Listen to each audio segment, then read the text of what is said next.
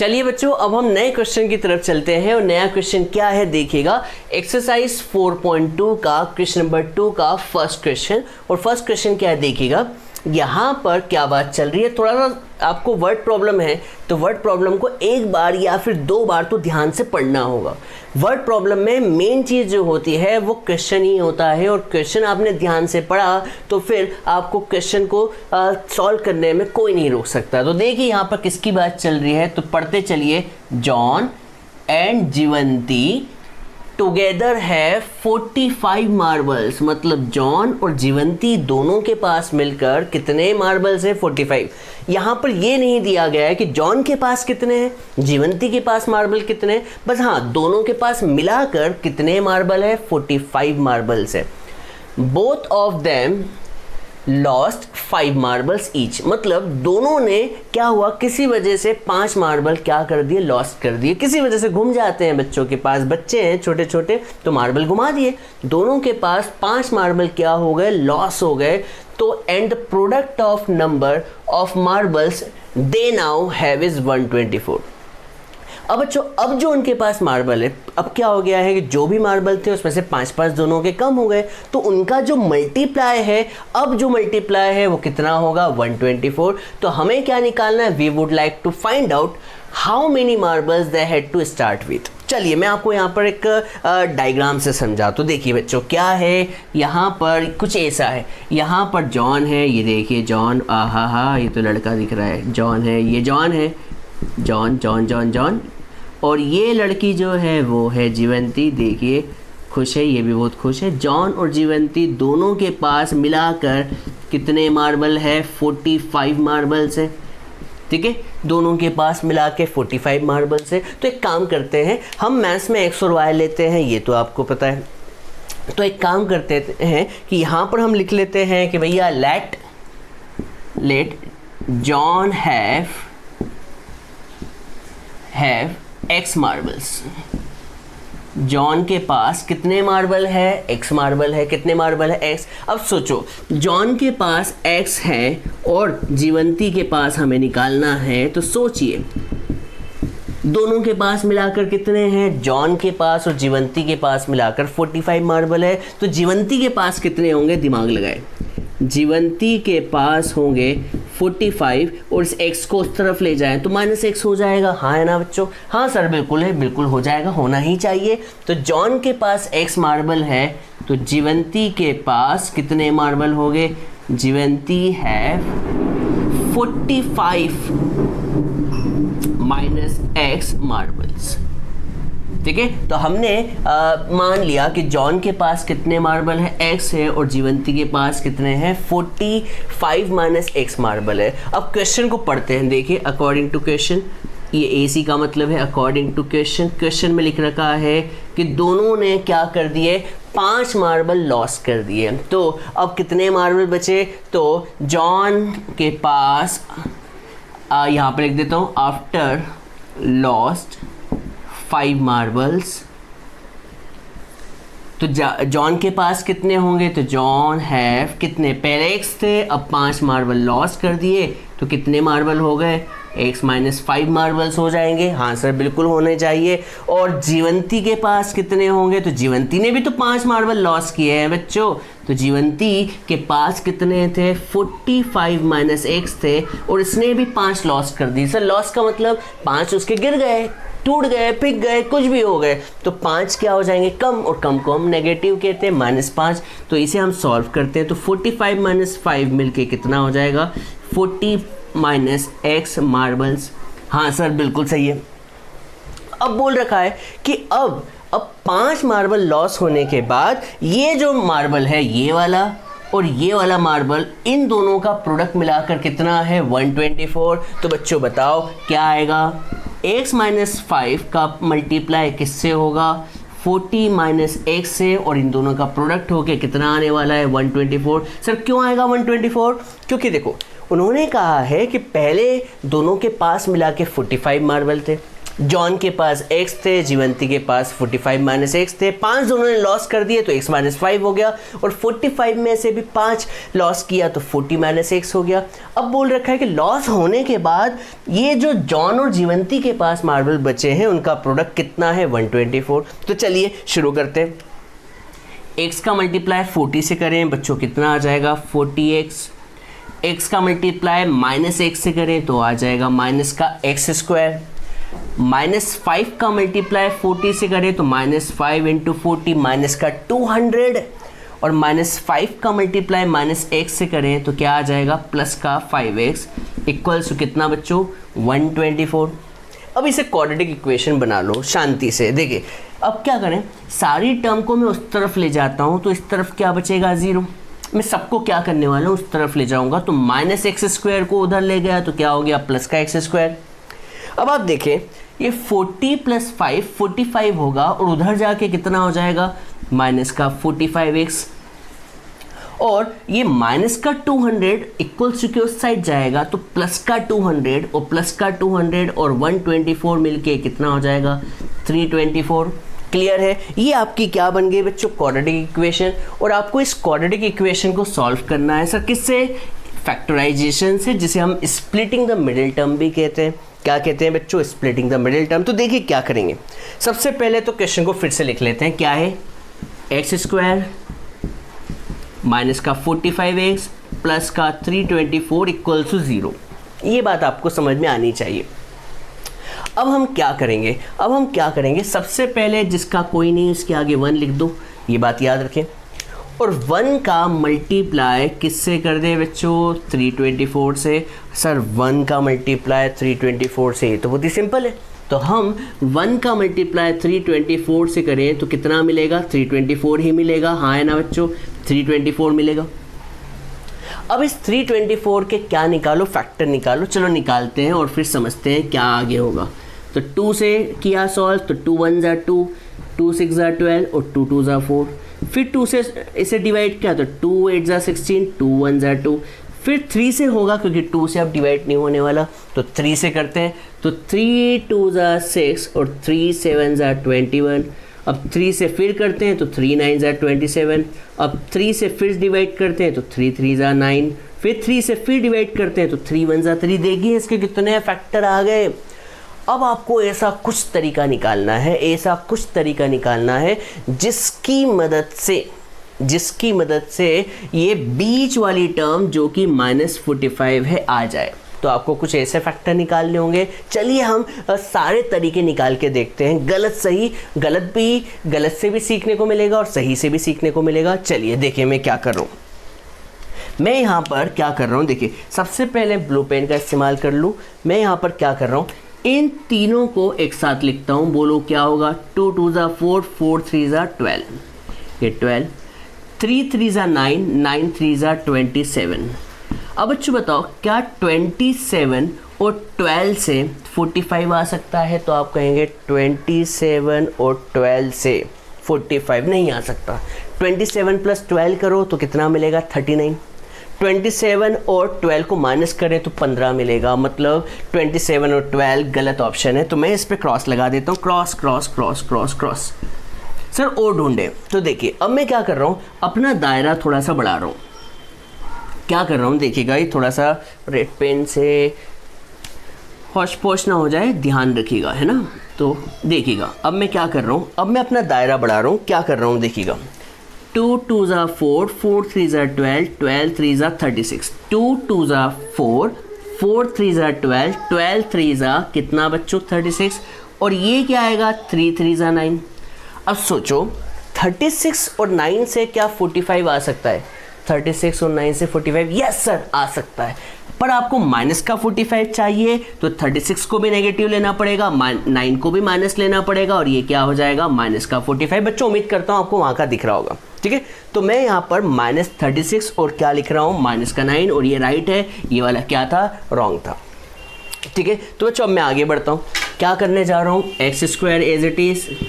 मैं -45 को क्या लिख सकता हूँ, माइनस का 36x और माइनस का 9x और प्लस का कितना बच्चों 324 इक्वल्स टू 0।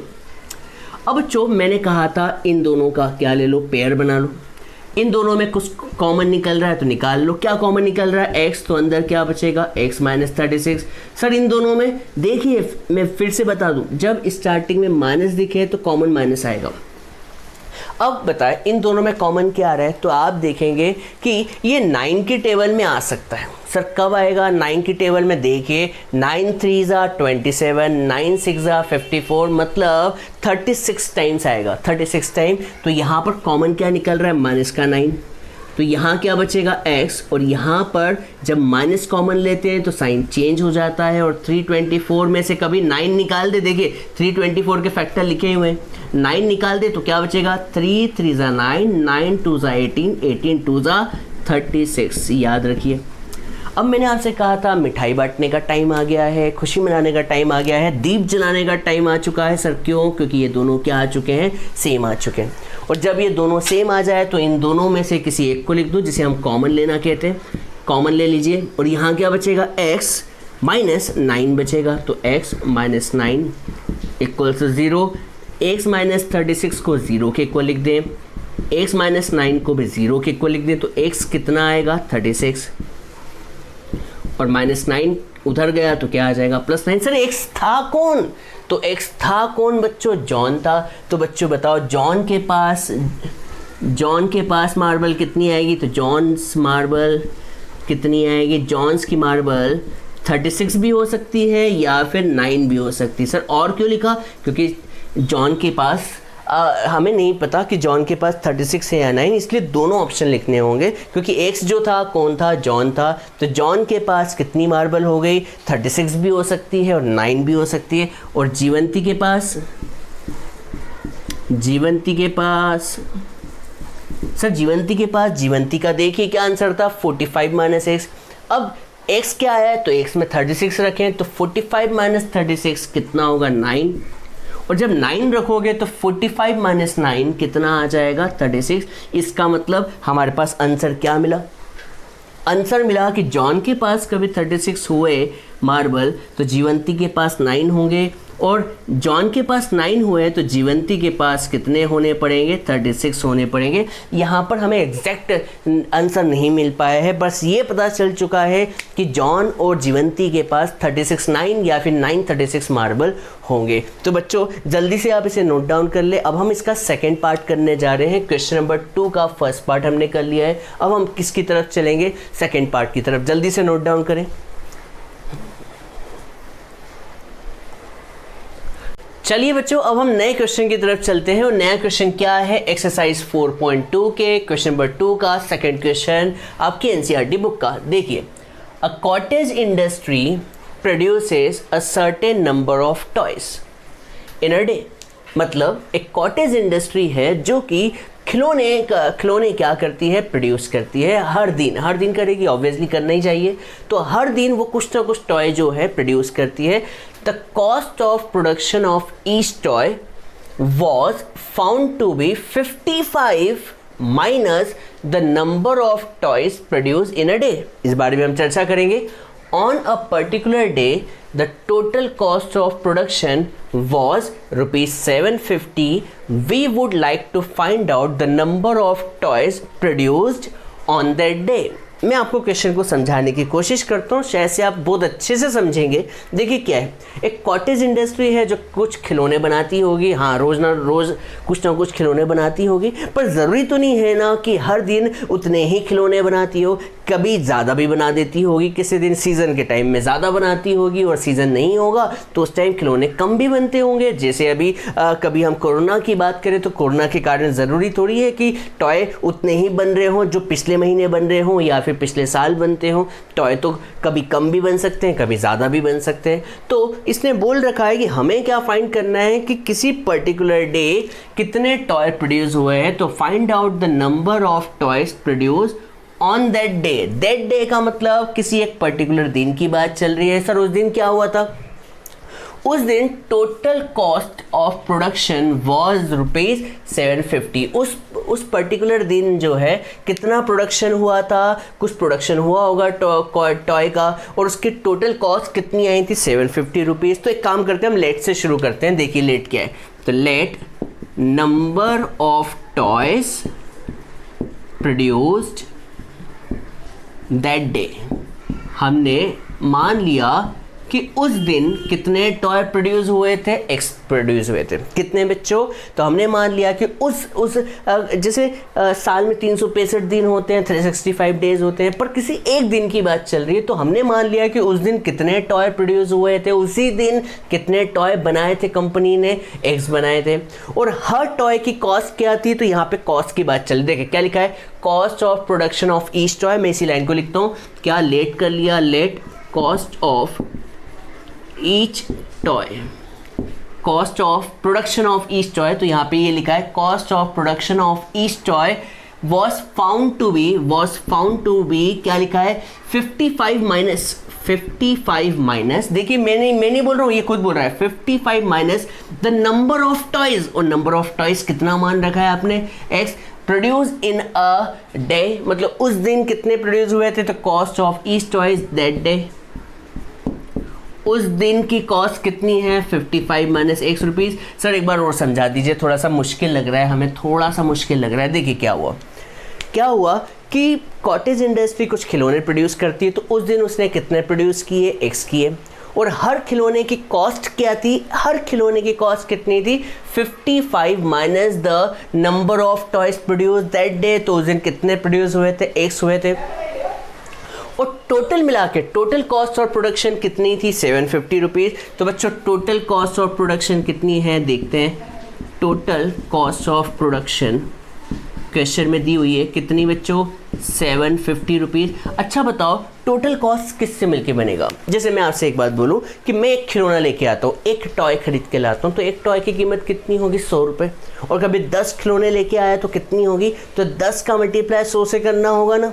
ये 10 क्या है नंबर ऑफ टॉय, और 100 क्या है उसकी कॉस्ट, तभी तो मिला के 1000 रुपये होंगे। वैसे ही यहाँ पर टोटल कितने टॉय प्रोड्यूस हुए हैं, 100 हुए हैं, इसका मल्टीप्लाई किससे होगा, हर खिलौने की कॉस्ट से, और हर खिलौने की कॉस्ट कितनी है 55 माइनस एक्स इक्वल्स टू कितना 750। इस x का मल्टीप्लाई 55 से करें कितना आ जाएगा 55x, इस x का मल्टीप्लाई माइनस x से करें तो माइनस का एक्स स्क्वायर इक्वल्स टू 750। ये क्वाड्रेटिक इक्वेशन बनने जा रही है। सर कैसे बनेगी, आप इस पूरी टर्म को उस तरफ ले जाए तो यहाँ क्या बचेगा 0, और सब उधर गया तो क्या हो जाएगा एक्स स्क्वायर। सबसे पहले नंबर पे 55 भी उधर गया तो माइनस का 55x, और 750 तो अपने घर पे ही है इसलिए प्लस का 750 इक्वल्स टू 0। अब ये क्वाड्रेटिक इक्वेशन बन गई है। अब इसे हमें क्या करना है, सॉल्व करना है। किसकी मदद से, फैक्टराइजेशन से। तो चलिए करते हैं, जिसका कोई नहीं उसका 1 होता है। 1 का मल्टीप्लाई किससे कर दें 750 से। बच्चों 1 का मल्टीप्लाई 750 से करें तो 750 ही आएगा।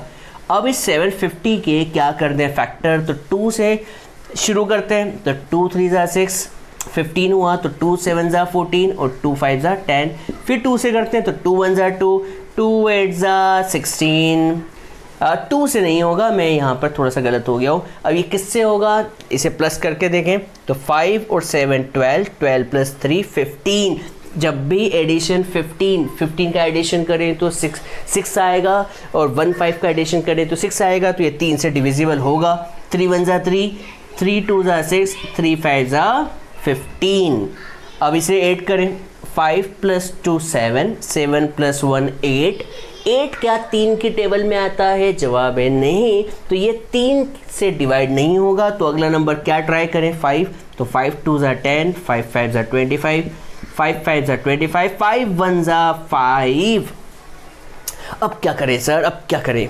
अब बच्चों आपको क्या लाना है, middle term, splitting the middle term से -55 लाना है, वो भी इन फैक्टर की मदद से। तो देखिए मैं क्या करने जा रहा हूँ, 2 3 ज़ा 6, 6 5 ज़ा 30। तो ये पहला फैक्टर क्या हो गया 30, और दूसरा फैक्टर तो 5 5 ज़ा कितना 25। अच्छा बच्चों बताओ 30 और 25 से 55 लाया जा सकता है, हाँ सर लाया जा सकता है। और -55 लाना है तो पहला टर्म भी माइनस, दूसरा भी क्या होगा माइनस, तो -30 और -25 मिलके कितना हो जाएगा माइनस का 55। हाँ है ना बच्चों। तो देखिए क्या करने जा रहा हूँ मैं, एक्स स्क्वायर, और 55 को मैं क्या लिखूँगा माइनस का 30x, माइनस का 25x और प्लस का 750 इक्वल्स टू 0। इस 0 को मैंने राइट साइड में लिख दिया। अब क्या करें, इन दोनों में से कॉमन लें, तो इसमें से कॉमन क्या आएगा x, तो अंदर क्या बचेगा x माइनस 30। इन दोनों में माइनस जब आगे दिखे तो माइनस कॉमन आएगा, और कॉमन क्या आएगा 25। 25 जैसे ही कॉमन आया तो यहाँ आया x, और ये प्लस है तो क्या हो जाएगा माइनस। और आप कभी 25 से डिवाइड करें 750 को, तो यहाँ क्या बचेगा माइनस का 30। मैंने आपसे कहा था ये दोनों क्या आने चाहिए, सेम और सेम आ भी गए। देखिए बच्चों, तो इन दोनों 2 बार लिखे, इसे 1 बार लिख दें, x माइनस 30, तो यहाँ क्या बचेगा x माइनस 25, x माइनस 25। ठीक है बच्चों, ठीक है बच्चों, बिल्कुल सही चल रहा है, बिल्कुल सही चल रहा है। तो यहाँ से कॉमन x माइनस 30 को 0 के इक्वल लिखें, और x माइनस 25 को भी 0 के इक्वल लिखें। माइनस 30 उधर गया तो प्लस 30, और माइनस का 25 उधर गया तो कितना हो जाएगा प्लस 25। तो बच्चों हमें पता चल गया कि उस दिन कितने खिलौने बने थे, कितने खिलौने बने थे। तो यहाँ पर नंबर ऑफ टॉय कितना आ गया, therefore number of toys produced that day कितने होंगे बच्चों, 30 होंगे या फिर 25 होंगे। कितने होंगे बच्चों, 30 होंगे या फिर 25 होंगे। बच्चों उम्मीद करता हूँ आपको ये बात समझ में आई होगी। जल्दी से आप इसे नोट डाउन कर ले। अब हम अगले क्वेश्चन की तरफ चलेंगे, क्वेश्चन नंबर 3 की तरफ। नोट डाउन करें। चलिए बच्चों हम नेक्स्ट क्वेश्चन की तरफ चलते हैं। और नेक्स्ट क्वेश्चन क्या है, एक्सरसाइज 4.2 का क्वेश्चन नंबर 3। ये वर्ड प्रॉब्लम है। देखिए क्वेश्चन में क्या है, फाइंड 2 नंबर्स, मतलब किसकी बात चल रही है, 2 नंबर की बात चल रही है, 2 नंबर की बात। हुज सम मतलब उनका सम कितना है 27 है, एंड प्रोडक्ट उनका प्रोडक्ट जो है वो कितना है 182 है। तो यहाँ पर मैंने अंडरलाइन कर दी है या फिर कहें सर्कल बना दिया है कि क्या क्या इंपॉर्टेंट बात चल रही है। तो यहाँ पर बात किसकी चल रही है, 2 नंबर की। तो सबसे पहले लेट जाएं, let first number be x and second number be y। नहीं बच्चों, y ले लोगे थोड़े परेशान हो जाओगे। y से याद रखिए क्वाड्रेटिक इक्वेशन में y को लेने की मत सोचो, उसे अवॉइड करने की सोचो। कैसे सर, तो y नहीं ले तो क्या ले, तो मैं समझाता हूँ y नहीं ले तो क्या ले। इमेजिन करें यहाँ पे 2 नंबर चल रहे हैं, एक तो फर्स्ट नंबर, ये फर्स्ट नंबर और सेकेंड नंबर। और क्वेश्चन में बोल रखा है फर्स्ट नंबर और सेकेंड नंबर का सम मिलाकर कितना है 27। देखिए रफ में चल रहा है, फर्स्ट नंबर और सेकंड नंबर का सम मिलाकर 27 है। हमने फर्स्ट नंबर को मान लिया x, ये मान लिया फर्स्ट नंबर को x। अब सेकंड नंबर को y लेने की ज़रूरत नहीं है। सर क्यों नहीं है, देखिए फर्स्ट नंबर को x ले लिया, सेकंड को सेकंड लिखा 27। तो बच्चों बताओ सेकंड नंबर क्या आएगा, x को उधर ले जाएं तो कितना हो जाएगा 27 माइनस x।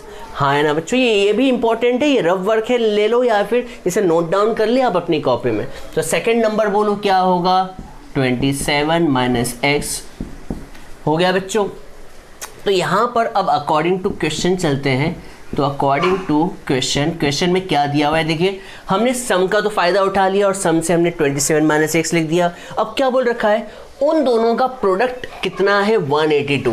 प्रोडक्ट मतलब कभी हम बात करें फर्स्ट नंबर की और किसकी बेटा सेकंड नंबर की, इन दोनों का प्रोडक्ट मिलाकर कितना है 182। ऐसा मैं नहीं कह रहा हूँ, क्वेश्चन में बोल रखा है साफ साफ। तो फर्स्ट नंबर कौन है, x है, और सेकंड नंबर कितना है 27 माइनस x है, और इन दोनों का प्रोडक्ट मिलाकर कितना आंसर आ रहा है 182। ऐसा मैं नहीं, क्वेश्चन खुद बोल रहा है चिल्ला के।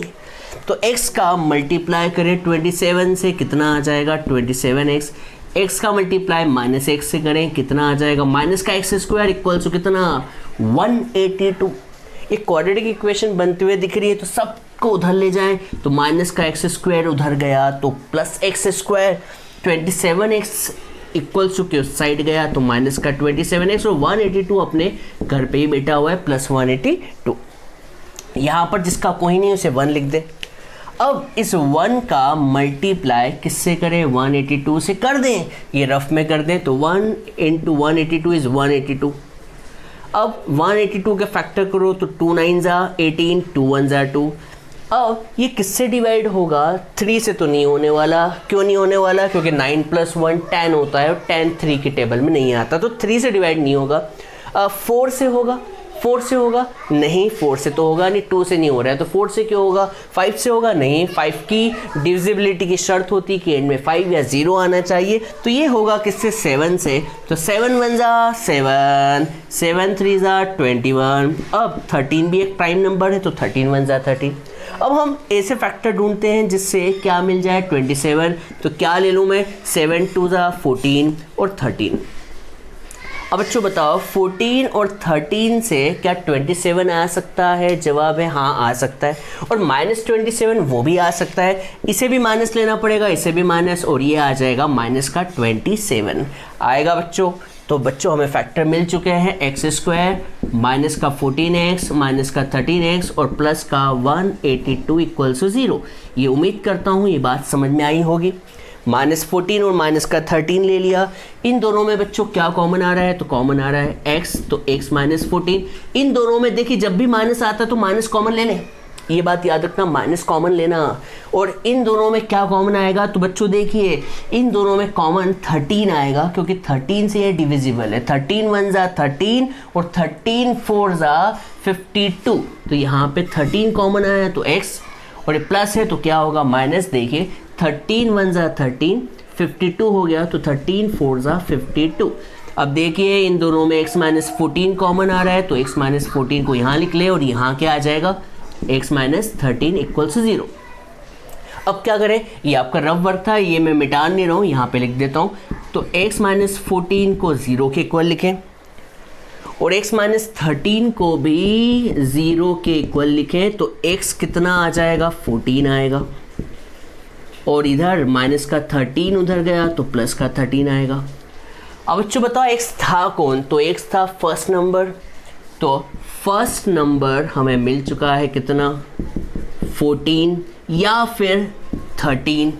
14 भी हो सकता है, 13 भी हो सकता है। तो बच्चों बताओ सेकंड नंबर क्या होगा? सोच के बताना। कभी आपने फर्स्ट नंबर 14 लिया तो 27 - 14 = 13, और जब आपने फर्स्ट नंबर 13 लिया तो 27 - 13 = 14। इसका मतलब आपको दो कॉम्बिनेशन मिले, 14 और 13 या फिर 13 एंड 14, दोनों एक ही बात है। पहला नंबर 14 हुआ तो दूसरा 13 होगा, पहला नंबर 13 हुआ तो दूसरा 14 होगा। उम्मीद करता हूँ समझ में आया होगा। जल्दी से नोट डाउन करें, अगले क्वेश्चन की तरफ जल्दी से बढ़ेंगे। नोट डाउन करें। चलिए बच्चों अब हम नए क्वेश्चन की तरफ चलते हैं, और नया क्वेश्चन क्या होने वाला है वो है एक्सरसाइज 4.2 का question number 4। Find 2 consecutive positive integer. ठीक है, तो यहाँ पर हम अंडरलाइन से शुरू करते हैं। यहाँ पर किसकी बात चल रही है? 2 कंसेक्यूटिव पॉजिटिव इंटीजर्स की। सम ऑफ हुज स्क्वायर इज 365। अच्छा, अब समझ आया। चलिए अब मैं समझाने की कोशिश करता हूँ। देखिए यहाँ पर किसकी बात चल रही है? 2 पॉजिटिव इंटीजर की, पर यहाँ पे एक शब्द लिखा हुआ है कॉन्सेक्यूटिव। ये कॉन्सेक्यूटिव का मतलब क्या होता है? कंसेक्यूटिव का मतलब क्या होता है? कंसेक्यूटिव का मतलब होता है एक के बाद एक, एक के बाद एक। मतलब कभी एक नंबर 10 हुआ, कभी पहला नंबर 10 हुआ तो अगला क्या होगा? 11 को हम 10 + 1 लिख सकते हैं। कभी एक नंबर 5 हुआ तो अगला नंबर क्या होगा? 5 + 1, जिसे हम 6 लिख सकते हैं। और कभी नंबर 10 तो हो गया, 12 हुआ तो अगला नंबर क्या होगा? 13, और 13 को मैं 12 + 1 लिख सकता हूँ। कभी पहला नंबर x हुआ तो अगला नंबर क्या होगा बच्चों? x + 1 से +1। क्यों?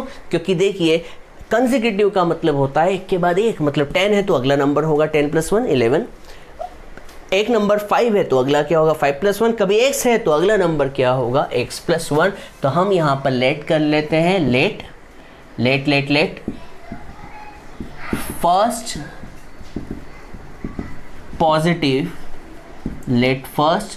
पॉजिटिव इंटीजर भी x। मान लिया कि फर्स्ट पॉजिटिव इंटीजर कौन है? x है। एंड सेकेंड पॉजिटिव इंटीजर क्या होगा बच्चों, x+1, ये बात याद रख ले, x+1 होगा। अब हम अकॉर्डिंग टू क्वेश्चन सर्च करते हैं कि क्वेश्चन में ऐसा क्या दिया हुआ है। तो अकॉर्डिंग टू क्वेश्चन क्या बोल रखा है, देखिए आराम से पढ़िएगा। सम का मतलब प्लस, मैथ्स में सम का मतलब प्लस होता है। सम ऑफ हुज यहाँ पर कौन है, दो लोग की बात चल रही है, x और x+1। Some of whose square मतलब इसका भी स्क्वायर और इसका भी स्क्वायर, x+1 का भी क्या होगा, स्क्वायर, और उनका सम मिलाकर कितना है 365। सर नहीं आया समझ में, देखिए सम का मतलब तो प्लस, सम का मतलब प्लस, और हुज स्क्वायर मतलब इन दोनों के स्क्वायर का सम मिलाकर कितना है 365। कितना आसान। तो बच्चों x² एज इट इज, और यहां पर क्या लगने वाली है, आइडेंटिटी। क्या लगने वाली है बच्चों, आइडेंटिटी। सर कौन सी आइडेंटिटी, a+b का होल स्क्वायर। सर क्या होती है, हम तो भूल गए, a² + b² + 2ab। ठीक है, तो यहां पर आइडेंटिटी लगा दो, बोलो क्या होगी, a² मतलब x का स्क्वायर + b² मतलब 1 का स्क्वायर + 2ab। a कितना है, x है, और b कितना है, 1 है, तो इक्वल्स टू कितना 365। तो x² + x² मिलकर 2x²। ठीक है, 1 का स्क्वायर इज 1 और 2 × x × 1 इज 2x, और 365 को आप इधर ले आए तो इक्वल्स टू यहाँ क्या बचेगा, 0। क्वाड्रेटिक इक्वेशन बनने की तैयारी है। तो 2x² + 2x को सीक्वेंस में जमा ले तो प्लस का 2x, और 1 - 365 इज माइनस का 364 इक्वल्स टू 0। कभी आप ध्यान से देखें तो यहाँ पर 2 है, यहाँ पे 2 है, और ये भी 2 से डिवाइड हो सकता है। तो पूरी इक्वेशन को मैं क्या कर रहा हूँ, डिवाइड कर रहा हूँ 2 से। तो बोलो क्या होगा, x²। 2 से डिवाइड किया तो ये हो गया x, और 2 से डिवाइड किया तो ये हो जाएगा 1 1 1, 2 1 2, 2 8 16, 182 होगा। चेक कर ले, जिसका कोई नहीं उसका 1, जिसका कोई नहीं उसका 1 लिख सकते हैं। तो 1 का मल्टीप्लाई किससे करें, 182 से कर ले बच्चों। 1 का मल्टीप्लाई 182 से इज 182, और 182 के फैक्टर करें तो 2 9 18, 2 1 2। अब ये किससे डिवाइड होगा, अभी थोड़ी देर पहले हमने लास्ट क्वेश्चन किया था, 7 से डिवाइड होगा। तो 7 1 7, 7 3 21, और 13 1 13। हमें कितना चाहिए, मिडिल में 1 चाहिए। तो देखिए मैं फैक्टर क्या ले रहा हूँ, 2 7 14 और 13। अब बच्चों 14 और 13 से क्या प्लस का 1 लाया जा सकता है, तो जवाब है हाँ सर। प्लस का 14 ले लें, 13 को माइनस का ले लें, तो ये प्लस का 1 होगा, हाँ है ना, होगा सर, बिल्कुल होगा। तो हम इसे लिख सकते हैं x², और 1 को मैं क्या लिखने वाला हूँ, प्लस का 14x माइनस का 13x और माइनस का 182 इक्वल्स टू 0। इन दोनों में से कुछ कॉमन आ रहा है, तो क्या कॉमन आ रहा है, x, तो क्या बचेगा x + 14। इन दोनों में माइनस कॉमन आ रहा है, पहले मैंने कहा है जब भी माइनस कॉमन आए तो माइनस ले लें, और इन दोनों में कॉमन क्या आ रहा है, तो 13 आ रहा है, 13। तो यहाँ पर क्या आएगा x, और कभी आप 13 से इसे डिवाइड करें तो 13 1 13, और 52 बचा तो 13 4 52। और मैंने कहा था जब माइनस कॉमन लेते हैं तो अंदर के साइन चेंज हो जाते हैं, तो ये प्लस का हो गया, और ये माइनस का है तो ये भी प्लस का हो जाएगा। अब मैंने कहा था इन दोनों में से ये दोनों सेम आने चाहिए, सेम आ गए, तो x + 14 को कॉमन ले ले तो अंदर क्या बचेगा, x - 13 इक्वल्स टू 0। ठीक है बच्चों, अब क्या करें, ये 13 लिखा है, x + 14 को 0 के इक्वल लिखें, और x - 13 को भी 0 के इक्वल लिखे, दोनों को 0 के इक्वल लिखे। तो प्लस का 14 उधर गया तो क्या आएगा, माइनस का 14, और माइनस का 13 उधर गया तो क्या आएगा, प्लस का 13। अब बच्चों बताओ x था कौन, तो x था फर्स्ट पॉजिटिव इंटीजर। बच्चों बताओ क्या ये पॉजिटिव इंटीजर है, तो जवाब है नहीं, it is not positive integer. ये पॉजिटिव इंटीजर नहीं है, तो हम इसे क्या करेंगे, इसे नेग्लेक्ट करेंगे। तो नेग्लेक्ट इट, इसे नेग्लेक्ट करना होगा, नेग्लेक्ट मतलब हटाना पड़ेगा, क्योंकि ये हमने बोल रखा है क्वेश्चन में पॉजिटिव इंटीजर, और ये पॉजिटिव है नहीं। तो देयरफॉर फर्स्ट पॉजिटिव इंटीजर कौन होगा, कौन होगा बच्चों, 13 होगा। बिल्कुल होगा, 13 होगा। और सेकंड कौन होगा? तो सेकंड जो होगा वो x + 1 मतलब 13 + 1 होगा, जो कि होगा 14। तो सेकंड पॉजिटिव इंटीजर क्या होने वाला है? 14। This is your answer. ठीक है, जल्दी से नोट डाउन करें। उम्मीद करता हूँ ये बात आपको समझ में आई होगी। अब हम नए क्वेश्चन की तरफ चलेंगे, जो कि होगा क्वेश्चन नंबर 5। नोट डाउन कर लें इसे। चलिए बच्चों, अब हम नए क्वेश्चन की तरफ चलते हैं। और नया क्वेश्चन क्या है? एक्सरसाइज 4.2 का क्वेश्चन नंबर 5वां। और इस क्वेश्चन में क्या बोल रखा है देखिएगा। क्वेश्चन में बोल रखा है the altitude of right angle triangle is 7 centimetre less than it's base. एक मिनट, क्या बोल रखा है एक बार और चर्चा करते हैं। तो सबसे पहले तो हमें इतना समझ में आया कि एक राइट ट्राइंगल की बात चल रही है। इस साइड को हम कहते हैं हाइपोटेनियस, ये तो हमें पहले से पता है। इसे हम कहते हैं हाइपोटेनियस, इसे हम कहते हैं बेस। और ये जो होता है इसे हम परपेंडिकुलर भी कहते हैं और एल्टीट्यूड भी कहते हैं। दोनों नाम सही है, एल्टीट्यूड कहो या परपेंडिकुलर कहो। तो चलिए देखते हैं। The altitude of right angle triangle is 7 centimetre less than it's base. तो हम यहाँ पर शुरुआत कहाँ से करते हैं? बेस से। तो let the base be x centimetre. अब आप कहेंगे कि सर बेस से ही क्यों शुरुआत की? बेस ही क्यों? क्योंकि देखिए, मैं हमेशा अपने बच्चों को समझाता हूं कि जब भी कंपैरिजन हो, कंपैरिजन का मतलब यहाँ पर बात किसकी चल रही है? एल्टीट्यूड का कंपैरिजन किससे हो रहा है? बेस से। तो जो एंड में लिखा हो, जैसे एल्टीट्यूड इतना है, कितना है? 7 सेंटीमीटर लेस देन है, किससे? बेस से। तो एंड में जो लिखा हो हम उसे x ले लेते हैं। तो एंड में क्या लिखा हुआ है? बेस। तो बेस को हम क्या ले लेंगे? x ले लेंगे। अब देखिएगा मैं एल्टीट्यूड को क्या मान रहा हूँ, एंड एल्टीट्यूड b। अब आप देखें एल्टीट्यूड क्या आएगा। तो एल्टीट्यूड जो है, ध्यान से पढ़िएगा एल्टीट्यूड क्या है। एल्टीट्यूड इज 7 सेंटीमीटर लेस का मतलब -7। 7 centimetre less than it's base, मतलब बेस से कितना कम है? 7 सेंटीमीटर कम है। और बेस को आपने कितना ले रखा है? x। तो ये कितना हो जाएगा? x - 7। तो पहला हो गया x और दूसरा क्या होगा? x - 7। और क्वेश्चन में हाइपोटेनियस के बारे में बात की है। तो हाइपोटेनियस दिया हुआ है, हमें इसकी चर्चा करने की ज़रूरत नहीं और ना चिंता करने की ज़रूरत है। हाइपोटेनियस कितना दिया हुआ है? 13 सेंटीमीटर। तो आपको क्या करना है? अदर टू साइड निकालनी है, मतलब एल्टीट्यूड निकालना है और बेस निकालना है। तो आपको ये पता होना चाहिए कि भैया राइट ट्राइंगल की जब भी बात आती है तो एक थ्योरम की बात आती है। सर कौन सी? बहुत ही फेमस थ्योरम है। कौन सी बच्चों? Pythagoras theorem. कौन सी थ्योरम बच्चों? पाइथागोरस थ्योरम की बात। और पाइथागोरस थ्योरम क्या होती है? हाइपोटेनियस का square equals to altitude square plus base square. ये सुना होगा। Hypotenuse square equals to sum of altitude square plus base square. Altitude को आप परपेंडिकुलर भी कह सकते हैं। तो हाइपोटेनियस कितना है? 13 है। परपेंडिकुलर कितना है? x - 7 है का होल स्क्वायर। और बेस कितना है? x square. अब आइडेंटिटी लगने वाली है। सर कहाँ? यहाँ पर लगेगी आइडेंटिटी। सर कौन सी आइडेंटिटी? आइडेंटिटी लगेगी a - b का होल स्क्वायर, जो कि होता है a square plus B square minus 2ab। ये पता होना चाहिए आपको। तो आइडेंटिटी होती है a square plus B square minus 2ab और प्लस का क्या बच्चों? x square. अब थोड़ा सा सॉल्व करें तो x square plus x square मिलकर कितना हो जाएगा? 2x square.